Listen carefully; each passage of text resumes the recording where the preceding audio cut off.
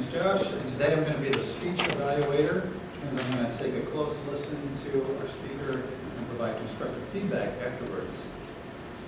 First, a little bit about the speaking role.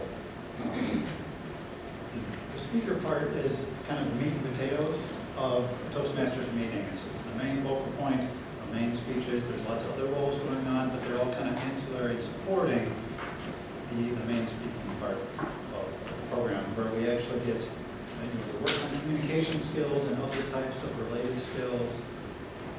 And each speech project that you go through, whether it's the first 10 in the competent communicator or beyond, they focus on a very specific skill. So today we have Brigette Robinson. She's going to be doing her speech number 4 from the competent communicator, and the focus of that speech, it's called How You Say It. So it's about focusing particularly on carefully choosing the wording that you're using so that you can communicate your ideas clearly, accurately, and vividly. So for the time limit of the speech is 5 to 7 minutes. And the title of the speech is Battlefield. And it'll be about struggles parents face trying to protect their children. Please join me in welcoming Brigette Robinson with Battlefield.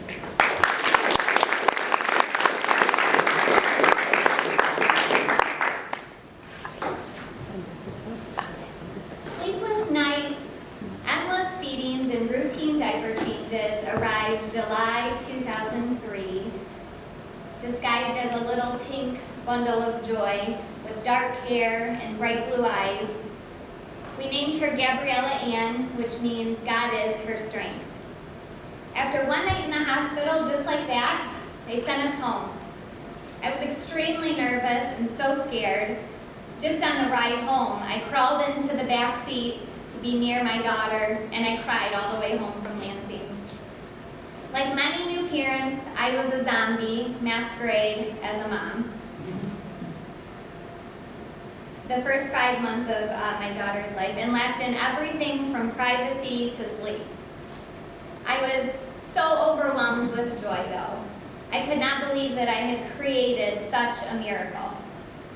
I was so immersed in motherhood, I didn't notice when Ella, which we affectionately called her at this time, wasn't cooing.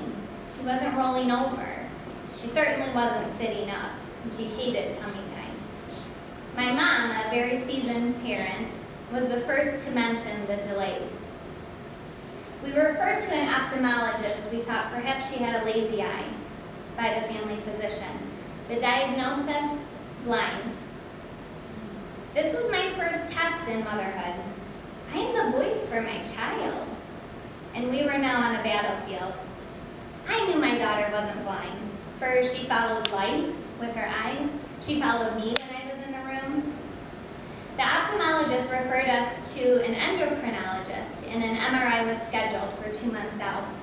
In the meantime, we anguished, we distressed over this news and what we would find out. What would be revealed about our little love? We were on pins and needles. The test seemed like the worst day of our lives. We watched our 8-month-old daughter by now be put into a deep sleep and become lifeless before our eyes before she was rolled into the testing lab. We waited another month to receive the results, and then we were told septo-optic dysplasia would label her for the rest of her life.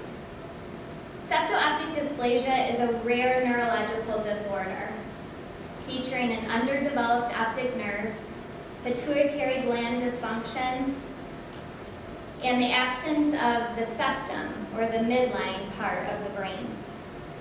I was given pamphlets and numerous community resources. I Googled everything I could about the disability,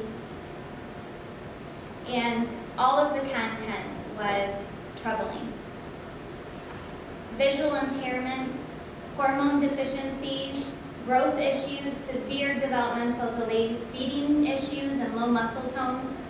These were all special needs that could affect our daughter. This was our battlefield. A special school, boundless pieces of equipment, unending medical supplies, and endless doctor appointments engulfed us. How do I advocate for for my little girl? How do I navigate the battlefield of life for a child with no voice? How do I solidify the best care for her? The best doctors, the best therapists, the best schools and programs. Being a new mom is hard enough. And now we're dealing with a lifelong diagnosis where every child is unique, every incident exceptional, exclusive, and matchless. This was our battlefield. We found a special school with amazing teachers, therapists, and advocates. We received prescriptions for the special equipment and began collecting the tools necessary to assist our daughter's development. We were connected with numerous community resources right here in Jackson to help us navigate the battlefield, which eventually turned into a ceasefire. We began to feel at peace with ourselves and the care we were receiving for Ella's special needs, for we truly were in good hands. And we are lucky. Our daughter is now 13 and she is not blind. She does not have hormone deficiencies. She is not on any medications. She does not suffer from seizures. She does not have a feeding tube or heart defects. She does not have extensive hospital stays. We feed her, bathe her, dress her, lift her, rock her to sleep each night, assist her in walking and with therapy, and we diaper her. Have you ever loved someone so deeply that you would trade places with them? You would suffer their ailments and conditions to give them normality? This wish is fleeting, but we hold on to the hope of bringing our sweet girl pleasure with every new day and with every new breath. We enlist her in the abundance of chaos with a family of 7. We carry her heavy chair over sand dunes and down into Lake Michigan so that she can experience the waves, the rush of the waves.